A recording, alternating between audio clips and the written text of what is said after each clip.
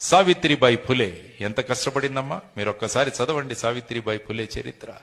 అమ్మాయిలు ఈరోజు మీరు ఇంతగా చక్కగా చదువుకుంటున్నారంటే ఆ తల్లి యొక్క ఆశీర్వాదం మీ అందరికీ. ఆ తల్లి పడిన కష్టం, ఆ కాలంలో అమ్మాయిలకు చదువేంటి అని గేలి చేసిన సమాజం, ఆవిడ స్కూలు పెట్టి వెళుతుంటే ఆవిడకు పేడ నీళ్లు కొట్టిన సమాజం ఇది.